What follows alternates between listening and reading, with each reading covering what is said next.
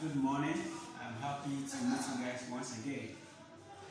This morning I come your way with our friend, our most friendly topic, algebraic equations, which we've learned about in the previous lessons.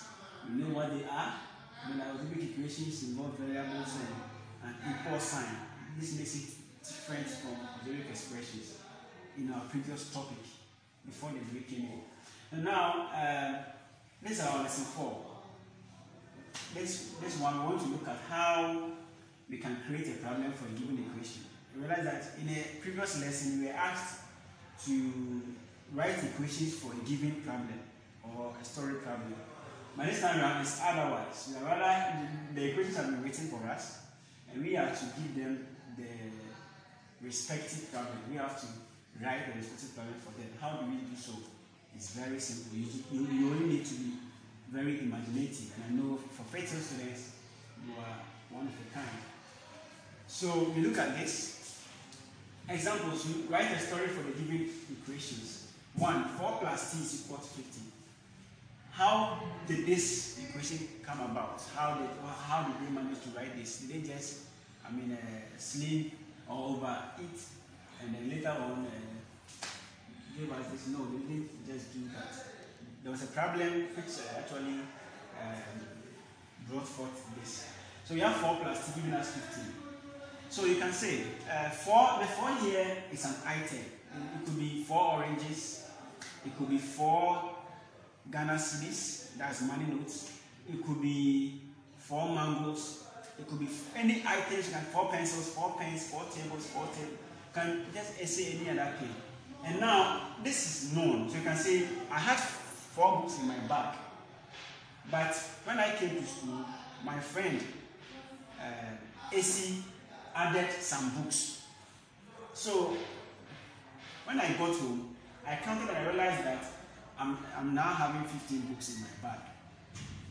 You can say I had 4 oranges, and my mother also gave some oranges, or also added some oranges in my basket. So when I counted, I now have 15 oranges in my basket. It could be X, or it could be, you can say, my hen or my fowl laid 4 eggs yesterday. When I counted this morning, I realized that they are now 15. So how many? So you see, in the first example, so you can say how many books has AC added. In the case of the eggs, you can say how many eggs has the hen now laid. So the how many is the unknown value or number that we need to find. That is how come we have the unknown variable. The variable. That's why in our previous lesson we learned that anytime we don't know anything in the equation, in the story problem, or something is unknown, or we have we need to find out the number of something, we always need to represent it by what? A variable. Then we can take it on from there. So very soon we learn how to find the variable, the value of the variable. But here is to write a story for a given equation. The 2, 4 minus b is equal to 1. How do you create a story for this? You can say, I had 4 books. Let's use the previous examples and just manipulate them. I had 4 books in my bag. But I have been told AC came for a book. And when I counted, and now I only have 1 book. So how many books did AC take from my bag? I had 4 eggs yesterday, last night. But this one, when I counted, I'm having only 1. So how many has someone taken from my basket? So these are the things that you can just play around. These are all items.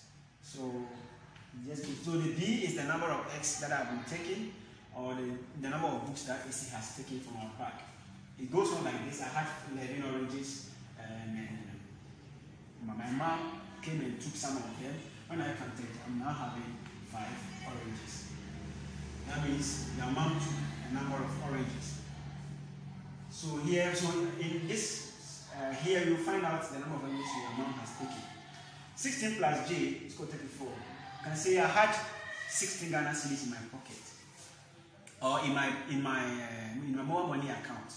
But this morning I received an alert. I realized that I now have 34 Ghana cedis because my dad sent me some money. So how much has my dad sent to me? You can just get to know that I represent this one as an algebraic equation.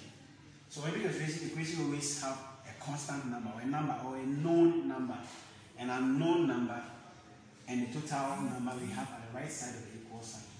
And it's the equal sign that separates it from the algebraic expressions. Here you can find the values of variables as you move to the subsequent lines of mathematical expressions.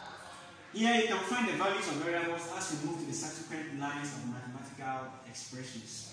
We've learned various approaches. That is, the first one was using the pound balance method. Second one was using the guess and check method. And here we want to just use this simple approach, and we find out.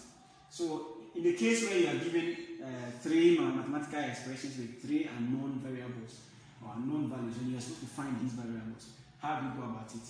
And right now you have been asked to find the values of these variables as you move to the subsequent lines of expressions. So the first one, you find A. Second one, you find B.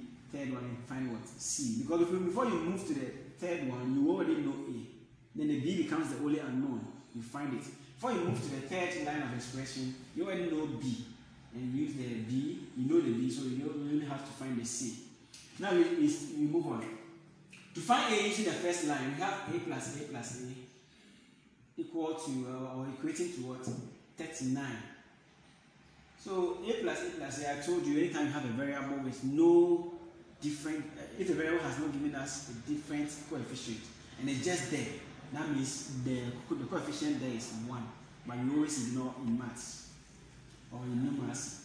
So here, the A plus A means that 1A is adding up to 1A is adding up to 1A. This gives us 3A. That is, or you can also say 3, the A is appearing 3 times. So 3 times A giving us 3A equal to 39. How do we find the A now? We have to make the A free. So the A should stand alone at the left side. Any other thing can go to the right side. So they can find the value of A. So how do we do that? We have to divide both sides by 3. And when you divide both sides by 3, this is how it's supposed to be. And this 3 will go away with this 3 because we want the A to be free. That is why we always divide both sides by the number which is attached to the A that we want to get rid of. So A, this 3 will go into 3, cancelling, this one will give us, the 3 will divide itself 1, divide 3, 1. When it comes here, 3 will divide itself 1. But when 3 is divided 39, you get what? 13. So because of that, the A will be equal to 13. Because 3 divided 39 divided by 3 gives us 13. So that means our A value is 13. Now we need to find B. Like I said, we have to use the second line to find B. Second line, we have A plus B is equal to 33. So 33 here, we know the A already. We found the value of A. So we substitute the value of A, 13. Then the B and the B, when we add them, 1B gives us 2B equal to 33. So here we need to make the B stand alone. How do we make the B stand alone? We can make the B stand alone by taking any other thing from the left side and pushing them to the right side so that the B can stand alone. First, we need to deal with the 13 here. The later one, we deal with the 2 here. How do we deal with the 13? We have to move the 13 to the right side of the equal sign. And we've learned that anytime a number is at the left side, you're moving it or you are using it to cross over to the next side. If it's positive, it becomes negative. If it's negative, it becomes positive. It changes its sign because it has crossed the C. And you can't be the same. Okay, so now we have 13 moving to this side. 33 is already there waiting for 13. When 13 comes, it becomes negative because it was positive on the left side. So here it becomes negative, as you see. And here now we have only the 2B here and 33 minus 13 at the right side. So we still have to get rid of the 2. But before then, we need to apply this mathematical operation. We need to subtract 13 from 33. And 30 from 33 gives us 20. So when you have 20 like this, now we have the 2b equal to 20. And we still, right now, our job or our work is still not done. We need to find d and d alone. So we have to take away the 2. That is dividing both sides by 2, both sides by 2. The 2 will go away with this 2. And 2 will divide itself 1. 2 will divide 20, 10. So this gives us b is equal to 10. We have the b now. Now to find the c, we now use the third line of the expression. The third line says that b plus c will be equal to 26. Now we know the b, which is 10. So we just have to substitute the value of b into the third line expression, giving us 10. And we know c plus c is 1c and 1c. When they add that, we get 2c. So when we substitute the b and we add the 2c's, we get 10 plus 2c equal to 26 at the right side. As we did in the previous one, we have to take away the 10 to the other side of the c, or the equal sign. And it's positive here. When it crosses the equal sign, it becomes negative. So we have the 2c now only left. And here we have 26 minus 10. And then 10 from 26 gives us 16. And the 2c is there. So we still have not gotten our job done. We still have to divide both sides by 2 so that the c can be free and stand alone. So we divide both sides by 2, both sides by 2. So the 16 that we got from here, we will divide it by the 2. Here 2 will cancel the 2 here. And here 2 will divide itself 1, go into 16 8 times. This gives us c is equal to 8. So you can see that using this approach, you can easily find the number of or the value of variables, be it 5 variables, 10 variables. You only have to obey the principle we have used here. You do them stepwise according to the subsequent lines, and you get all of them found.